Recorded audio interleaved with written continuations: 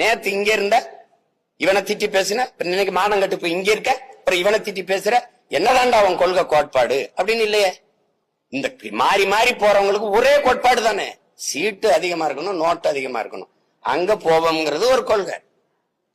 கொள்கைனா கொள்கை, கொள்ளு மரபு, கொள்கை கொள்கை தானே. வேற என்ன கொள்கை இருக்கு? வேற என்ன கொள்கை இருக்கு?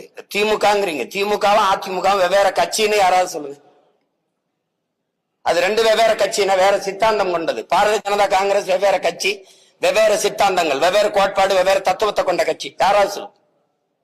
ஒரே ஒரு கருத்துல இந்த இடத்துல காங்கிரஸ் பிஜேபியில இருந்து மாறுபடுது ஒண்ணு, இல்ல அதிமுக திமுக இந்த இடத்துல மாறுபடுது ஒண்ணு. இப்ப ஆட்சியில இருக்கிற திமுகவுல, இப்ப இருக்கிற ஆட்சியில் இருக்கிற திமுகவுல 10க்கு மேற்பட்டவர்கள் அதிமுக அமைச்சர்கள். ஆமாவா இல்லையா? ஆமாவா இல்லையா? ஐயா சேகர் பாபு, ஐயா கண்ணப்பன், ஐயா ரகுபதி, ஐயா முத்துச்சாமி, தம்பி செந்தில் பாலாஜி, ஐயா ஏவா வேலு, வேற நேர் விட்டுனா ஐயா KKSSR. சொல்லுங்க, முதன்மையான அந்த அமைச்சர்கள் எங்க இருந்தாங்க? இங்க இருந்தாங்க அதிமுக. இப்ப இங்க இருக்காங்க. நாளைக்கு இங்க இது வரும்னா இங்க வருவாங்க. இது கேட்டா இது தாய் கழகத்துக்கு வர்றது, இது போட்டா சேய் கழகத்துக்கு வர்றது. அப்போ இது சொர்ணாக்கா, திமுக ஒரு சொர்ணாக்கா, அப்புறம் இங்க இருந்து வருது ஒரு வர்ணாக்கா வருது, அப்புறம் இங்க வாசல் அப்புறம் சொர்ணாக்கா டைப் வருது. உங்களுக்கு புரிதுன்னு இருக்கு. தாயை போல் பிள்ளை, நூலை போல் சேலை. தாய் கொடுமைக்காரியா இருந்தா பிள்ளை அப்படியே கோகில வாணியா பிறந்துருமா என்ன? இது கொடுமை. இத ஒரு ஏமாத்தி இந்த ஜனத்தை நாங்கள் ஆட்சியை மாத்திரம், அதை தூக்கி எரியணும். எங்க எறிவ? யார வச்சு எறிவ? தீமைக்கு மாற்றப்படி தீமை. நபிகளாற்ற போய் கேட்கிறாங்க, இந்த தீமையை எப்படி ஒழிப்பீர்கள் நபிகளே? நன்மையை வச்சுத்தாங்க. நன்மை எங்க? யாரு நன்மை? நெருப்புக்கு எப்படி நெருப்பு எப்படி மாற்றாகும்? நெருப்பை வச்சு எப்படி அணைப்ப? ஒரு தண்ணீர் வேணது யாரு?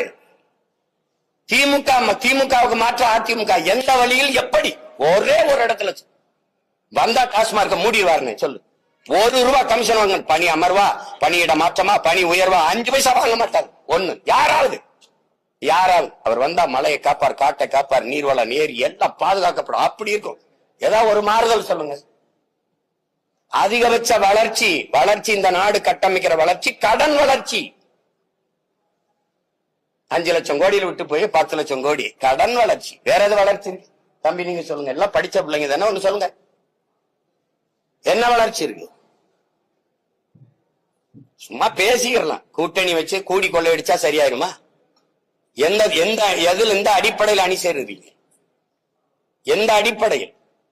இது என்ன அரசியல்?